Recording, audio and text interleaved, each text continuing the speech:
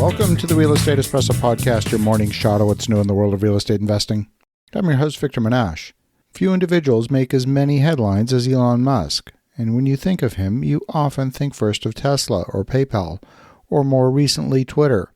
None of these has the potential to materially change the value of real estate, but SpaceX has changed the value of real estate in ways that are not showing up readily in the metrics, at least not unless you're looking for it. You might not see the effects right away. Today, a large percentage of the population have adopted high-speed internet. If you're going to work from home and participate in your office culture, you need a reliable high-speed connection. Despite the fact that the internet's been around on a large scale since the early 1990s, there are many areas that have been underserved by high-speed internet. Traditional digital subscriber loop technology and even cable TV-based internet have had distance limits. That's made rural high-speed internet virtually impossible. Optical fiber solves that problem, but at an installation cost of $7 a linear foot, if your property is far from the last access point, you're talking about a customer-funded investment in the tens of thousands of dollars to get internet service at your property. The advent of 4G and 5G wireless technology has made the maximum speeds available on wireless devices acceptable for many of these business applications, but the distance to the cell tower severely limits the performance. Policymakers have been speculating that 5G will solve the rural broadband gap, and possibly even make fiber to the home obsolete. Though 5G might represent substantial progress, in particular for mobile service, it's more of an evolutionary step than a revolutionary step. In order for 5G wireless to work optimally, it needs to be in an area of high subscriber density, in densely populated areas, where the distance between the handset and the cell tower is as short as possible. The way the technology is able to provide very high speed is only under those conditions when the distance to the cell site is short.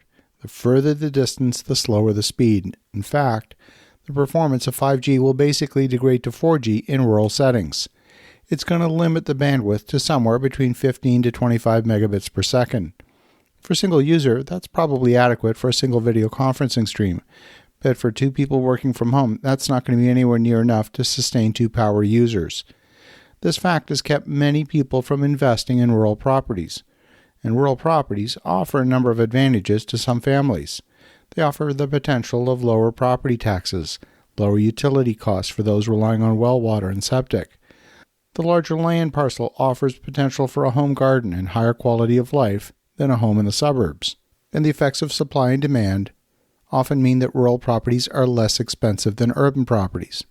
Now, Starlink has enough satellites in their low Earth orbit mesh to supply decent coverage and very respectable data rates. They've launched 3,500 satellites and just broke the 1 million subscriber milestone. Hughes and Viasat also have offerings, but frankly, neither of these two offerings comes close in terms of performance of Starlink, at least in my opinion. Real-life user feedback shows that the Starlink data rate is averaging more than 50 megabits per second across the United States and over 65 megabits per second in Canada. Some users have been taking advantage of the unlimited data. Others have seen some degradation in speed as more subscribers have joined the service. At the same time, the company continues to launch satellites on an aggressive schedule. Starlink has the lowest latency of all the satellite platform providers, and that latency does make a difference. It's not just about data rate. The company has now instituted a data cap of 1 terabyte per month, which is frankly not going to affect the vast majority of users, and those users who do exceed the 1 terabyte cap are going to have their speed throttled. The ability to get high-speed internet virtually anywhere changes the real estate forever, in the sense that your internet access can be truly untethered. Users report that the slowest speeds are in the evening hours, and daytime users who are working from home continue to report good performance. We recently took delivery of our own Starlink dish. We're seeing 25 to 50 megabits per second download speeds and 5 to 10 megabit upload speeds during peak hours. Outside of peak times, it's between 80 to 100 in the download and 15 to 20 in the upload. These are respectable speeds. It makes it viable for the home business user. The current Falcon 9 rockets launch up to 60 satellites in a single launch, and the larger Starship will launch up to 400 satellites in a single payload. The FCC on December 2nd of last month just approved the launch of up to 7,500 of the company's second-generation satellites.